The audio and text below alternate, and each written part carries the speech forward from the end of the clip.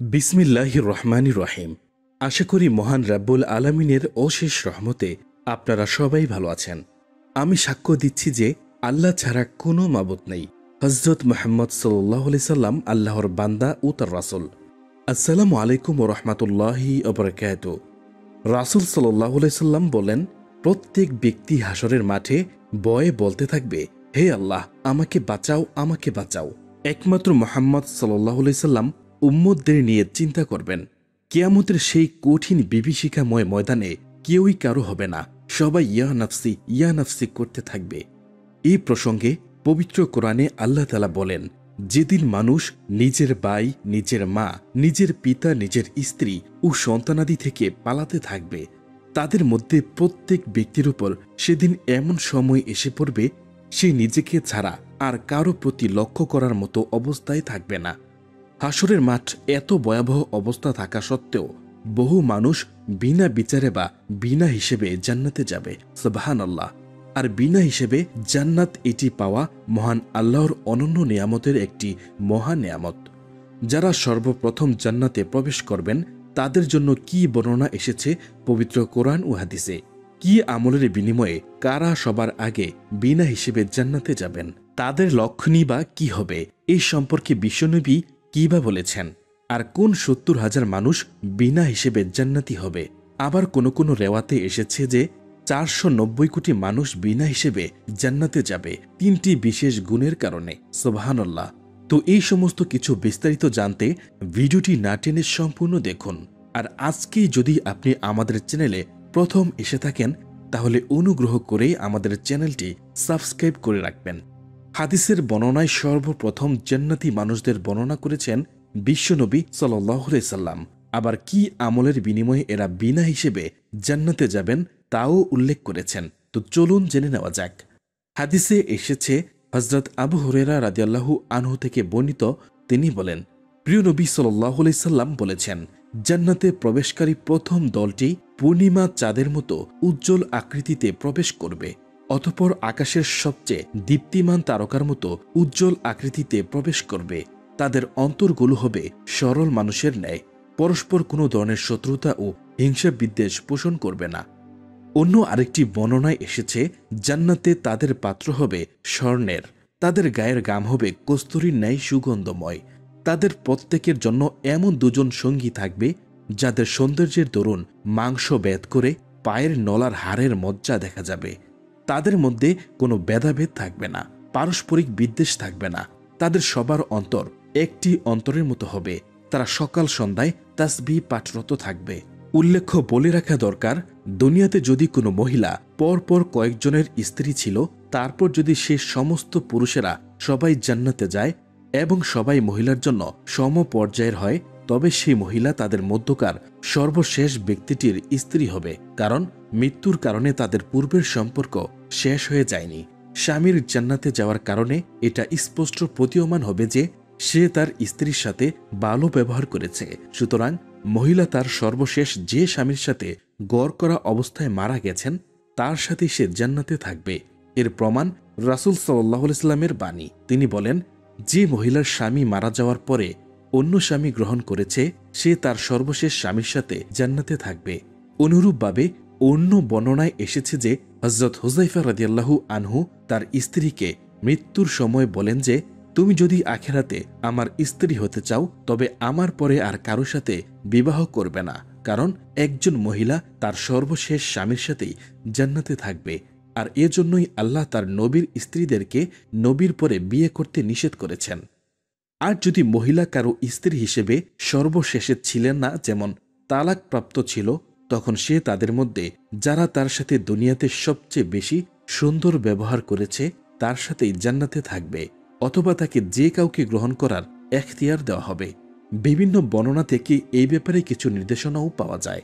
যেমন এক বর্ণনায় এসেছে, উম্মে হাবিবা রাদিয়াল্লাহু আনহা রাসূলুল্লাহ সাল্লাল্লাহু আলাইহি সাল্লামকে জিজ্ঞেস করলেন, হে আল্লাহর রাসূল সাল্লাল্লাহু আলাইহি সাল্লাম, আমাদের মহিলাদের কেউ কেউ ২টি বা ৩টি স্বামীর গড় করেছে, তাহলে সে জান্নাতে কার সাথে থাকবে?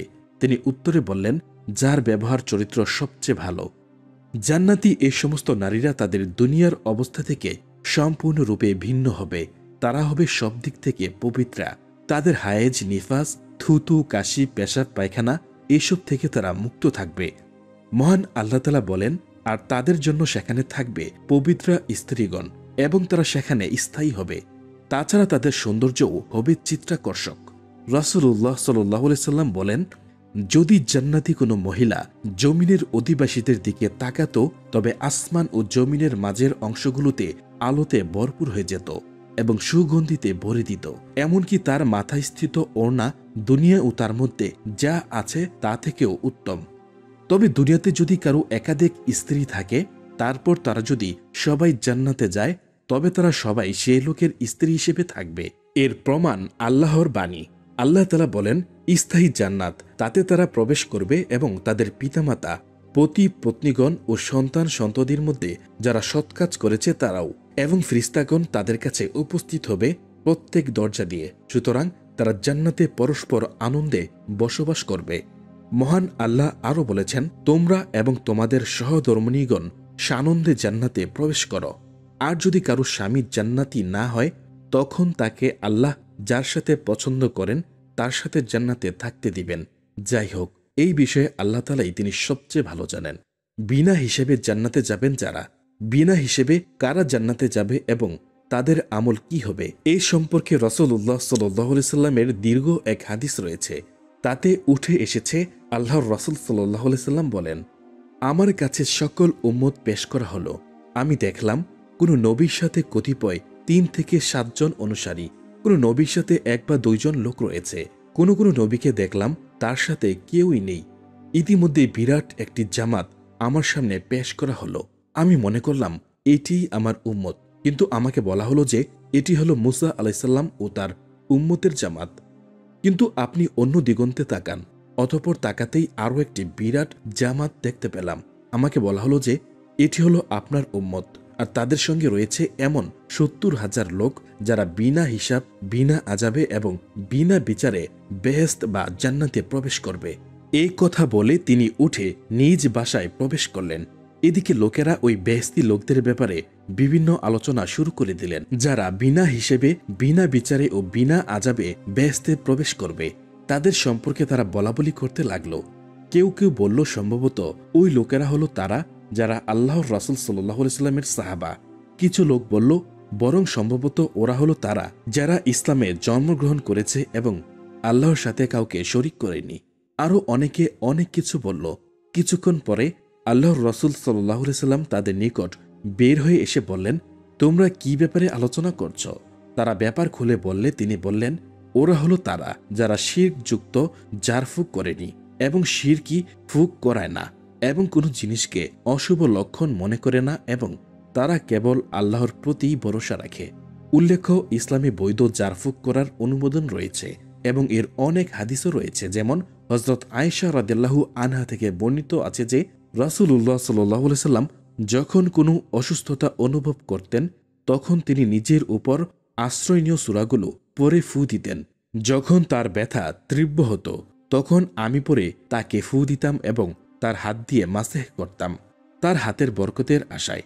একজন মুসলিম নিজেকে এবং অন্যকে জারফুক করার সময় শরীয়ত অনুমোদিত অনেক দোয়া রয়েছে যেগুলো পড়তে পারেন। জারফুক করার দোয়াগুলোর মধ্যে সর্বোত্তম দোয়া হলো ও আশ্রয়নীয় সূরা হচ্ছে সূরা ফাতিহা। হযরত আবু সাঈদ রাদিয়াল্লাহু আনহু থেকে বর্ণিত, তিনি বলেন, রাসূলুল্লাহ সাল্লাল্লাহু আলাইহি সাল্লামের একদল সাহাবী এক সফরে বের হন। এক পর্যায়ে তারা এক বেদুইন মহল্লায় যাত্রা বিরতি করলেন এবং মহল্লার লোকদের কাছে মেহমানদারির আবদার করলেন। তখন তারা মেহমানদারি করতে অস্বীকৃতি জানালো। ইতিমধ্যে মহল্লার সর্দারকে সাপ বা বিচ্ছু এরকম কোনো কিছু কামড় দিল। তাকে সুস্থ করার জন্য তারা সব ধরনের চেষ্টা চালালো, কিন্তু তাতে কোনো কাজ হলো না। অবশেষে তাদের একজন বলল, এখানে যারা যাত্রা বিরতি করেছে, আমরা তাদের কাছে যাই, হতে পারে তাদের কারো কাছে কোনো কিছু থাকতে পারে যাতে আমাদের সর্দার সুস্থ হতে পারে।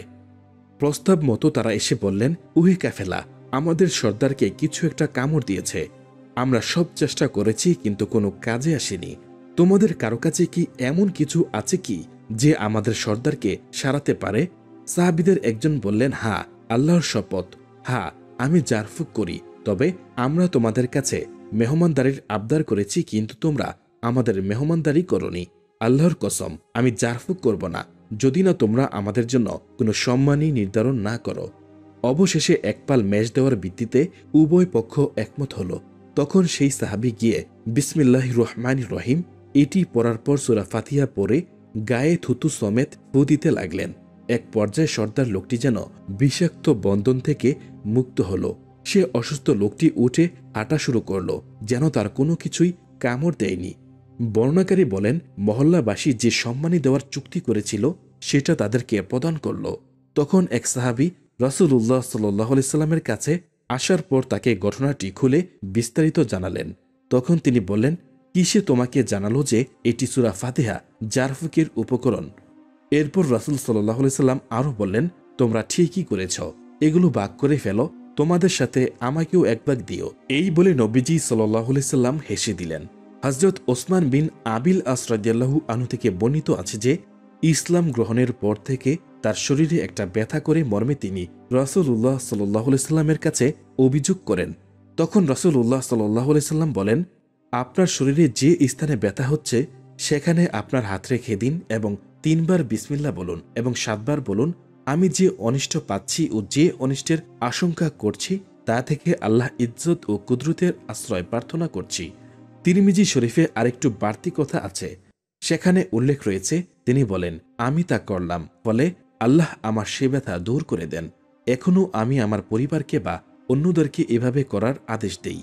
হযরত ইবনে আব্বাস রাদিয়াল্লাহু আনহু থেকে বর্ণিত আছে যে তিনি বলেন, নবী সাল্লাল্লাহু আলাইহি সাল্লাম তার নাতিদ্বয় হাসান ও হোসাইনকে জারফুক করতেন এবং বলতেন, নিশ্চয়ই তোমাদের পিতা অর্থাৎ ইব্রাহিম আলাইহিস সালাম এই দোয়া দিয়ে ইসমাইল ও ইসহাককে জারফুক করতেন, এই বলে যে আমি আল্লাহর পরিপূর্ণ বাণীসমূহ দিয়ে প্রত্যেক শয়তান, বিষধর প্রাণী ও প্রত্যেক অনিষ্টকর চক্ষু, বদনজর থেকে আশ্রয় প্রার্থনা করছি। অর্থাৎ এই হাদিসগুলো থেকে আমরা এটাই বুঝতে পারলাম, ইসলামে বৈধ জারফুক করার অনুমোদন রয়েছে, কিন্তু কোনো তান্ত্রিক বা যারা শিরকযুক্ত জারফুক করে তাদের থেকে নিজেদের দূরে রাখুন এবং কোনো গণকের নিকট থেকেও সর্বদা দূরে থাকুন।